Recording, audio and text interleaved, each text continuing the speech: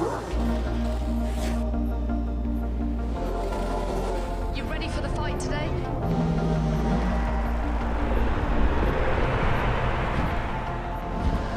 Welcome to the grid. What's it feel like out there?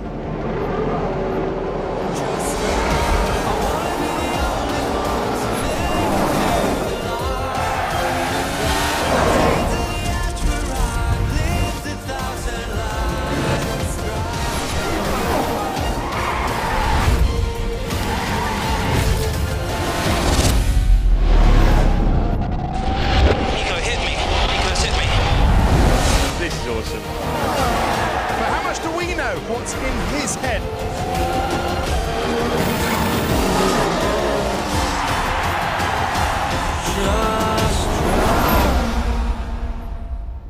Hello there! F1 testing is watched by a scattering of hardcore fans, yet the events that unfold here can define a season watched by hundreds of millions around the world. Many of them are followers of our own British world champion. Are there already signs that they are in for rather more bitten fingernails this year? Day 3 did see a landmark moment. Kimi Räikkönen took to the track for the first public trial of the Halo cockpit protection structure. This test was to look at drivers' sightlines. Obviously, it's slightly different view. A little bit limited in the front, but obviously I don't think it's the final version. So, I mean, surprisingly a little different. So, it's, you know, I'm sure you'll get used to it. Once the device came off, Räikkönen really did have his eye in. He produced the quickest time of the winter, and on soft tyres too, a real eye-opener. If the oldest driver on the grid was on form, the youngest was also full of running. Max Verstappen had seen a power boost from Toro Rosso's year-old Ferrari engine. And what was a fragile package last season now looks robust. Verstappen spared a minute to chat, halfway through over a ton of laps. How about your times on track today, Max? Are they satisfying you? Yeah, I think it was not too bad. I mean, for us, the most important is still, to discover the car. It's still not about lap times, and yeah, I mean, the car keeps running. We don't have big issues, so I think that's always very positive. Okay, fair enough. But the speculation is that you might start the season rather, as a team ahead of Red Bull. What about that one? Who knows? I mean, we always try to be up front as much as we can, but we have to wait and see. We just try to do our best. Because you have this Ferrari power units, which they reckon might give you up to 0.8 of a second per lap. Are you going to be less vulnerable on the straights? And is this advantage, if it is moving the car on a bit, is it only going to last for the first half of the season? Do you have to make the most of it early on? Well, I hope longer than that. But we just have to keep improving. We have to keep improving the car as well. And then we have to wait and see. But definitely our advantage should be in the beginning.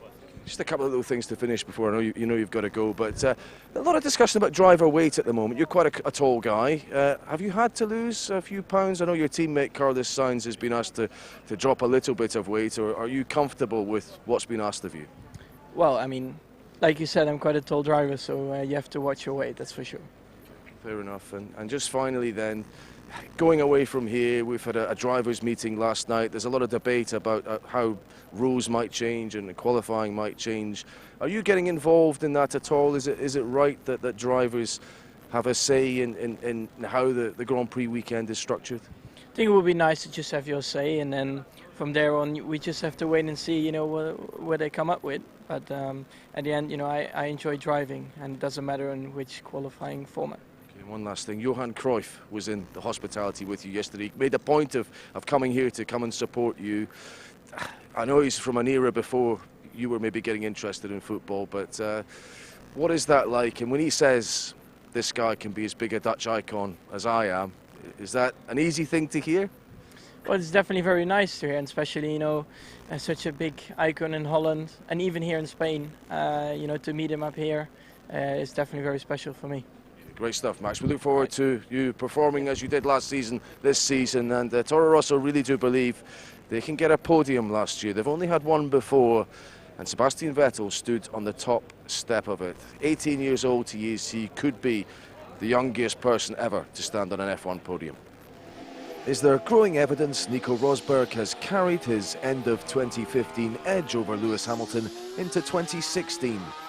His quicker times may have only moderate significance, but is his upbeat demeanour telling? Mercedes shared the car again. Hamilton was one of the last to get out in the afternoon and ploughed through a programme rather than pushed. Nico, you'll have one more session in the car, I guess, tomorrow, but this is the last chance to speak to you. Would you say this is the best preparation for an F1 season you've ever had? For sure, it's gone very well, yeah, definitely. Made the most of this limited amount of days, you know, so I'm pleased about that. And yeah, yesterday I felt ready for Melbourne, you know, after the race simulation that we did, which felt good, ready to go. Now everything is just an extra bonus, you know, and today, this morning was really great as well, because kept everything constant, you know, fuel and tires and everything, and just did setup work. Every time going out with a different setup, just to try and learn about the new car, and I really learned a lot, so it's been a good morning. Would you say you have an edge in pace over your teammate? That's what the timesheet suggests. No, I wouldn't dare to say that. It's looking good, yes, you know, but and I'm optimistic for the start of the season for sure, yeah. The start of the season, Lewis has tended to get the better of you over the first 4 races. I mean, you finished very strongly, you've been good in Europe as well. Are you thinking, if I can have some kind of parity over these first 4 races, I'm in good shape? Or is it important to start fast this year? I don't think in that way. I don't see a trend there myself. So I just look forward to the first race, and I want to keep this form going, and that's it. One last thing, you've asked your fans to deliver a verdict on what they think of this new Halo device trialled on Kimi's car today. Do fans have to be considered in that, or is safety paramount? And did it come up in discussions with the other drivers yesterday evening? Yeah, it's a big thing, so I just felt like putting it on my Facebook this morning just to see what the opinions out there at home are. And just my opinion for sure is that it's really a massive step in safety, because most fatalities that we had in racing in the last years, this would have saved those people, you know, really the large majority. So it's a huge step, and I think it's definitely needed. Okay, visually you can say that it's not quite as good as now, but from some angles, even like from the front I saw before on Kimi's car, it looked very cool actually. So I think with a bit of you know, thinking about it, it can even look cool eventually, so I'm all for it. Are Williams flying under the radar? Felipe Massa posted their best soft tyre run of testing. It was only a tenth slower than the Ferrari and Mercedes times such a fuss has been made about. But still almost 2 seconds off the pace. What is Fernando Alonso's appetite for the new season? McLaren set him up for a race simulation, the team's first this winter after some morning aero work. They promptly abandoned it to change the car's setup, and the package still seemed short on power. When you signed up for this project, is this an acceptable point now where you are? I mean, Eric Boullier has said this week that the promises we have made to Fernando, we have kept. Have they made enough of a step over the winter? Well, I think we always want more, and we always want to be more competitive and feel quicker, but it's the way it is. I think the step forward in reliability at least is huge. Last year we were in an average of 7 to 11 laps on winter testing, and we were not ready to compete at the first races. So at least this year we are with a better base, but I think the performance side still a lot to unlock. The car has the potential, but there are some new concepts that we keep understanding them. Do you have an appetite for the season ahead, and do you still think podiums might be possible by the end of it? I know it's a difficult thing to answer. Yeah, it's difficult to hit thing, but yeah, I'm motivated. I'm happy to fly to Australia. Looking forward the first race, have some answers, because we have all some doubts, because a little bit confusing the times some days.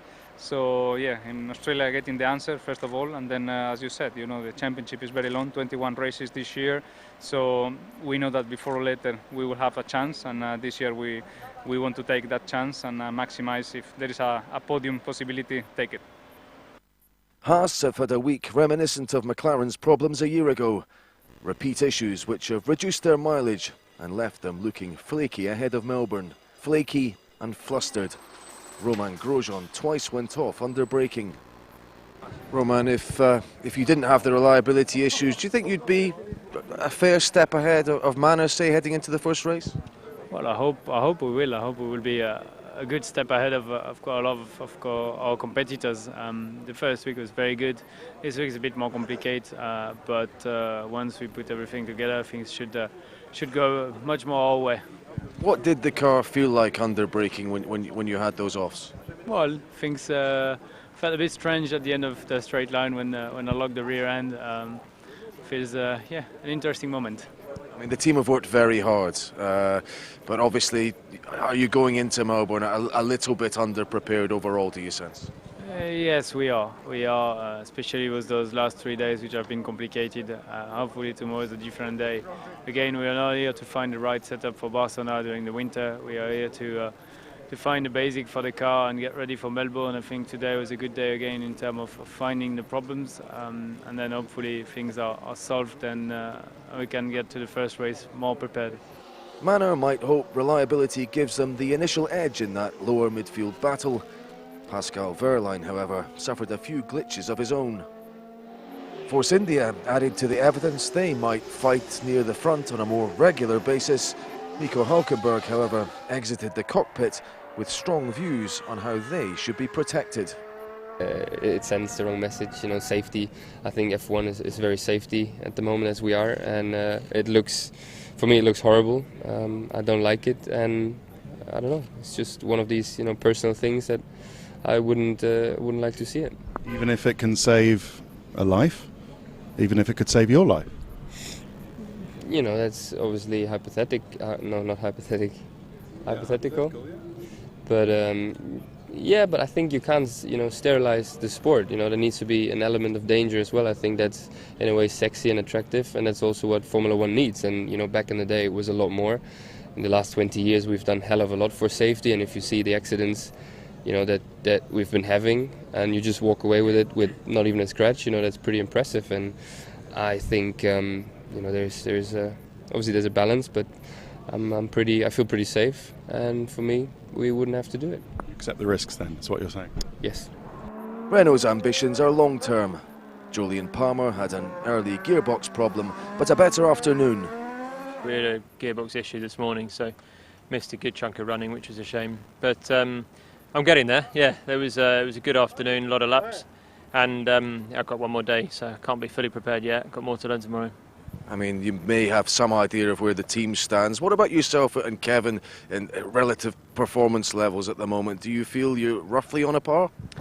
I think so, yeah. I mean, it's difficult to compare really because he's had 4 very good days and I've had nearly 100 laps today. But yeah, I've got a day tomorrow to really explore what I can do. But I feel at the moment we're definitely comparable with what we're doing. I think we're moving in the right direction as a team as well, and yeah, I feel quite buoyed from this afternoon's running. Only Renault, who nearly made it, Haas and Manor failed to rack up 100 laps. However, more positively, no team looks detached. Might this be a grid without back markers in a traditional sense? Could it also be a grid without a clear frontrunner? There is still an assumption that Mercedes are ahead of the pack, but assumptions are dangerous things to make in sport. And in terms of hard evidence, it seems that Ferrari and possibly Williams are also very close to the world champions. Will the picture be any clearer after day 4 of testing? You can join me here for all the reaction to that. Coming up next, it's Ted's Notebook, but from me, it's good night.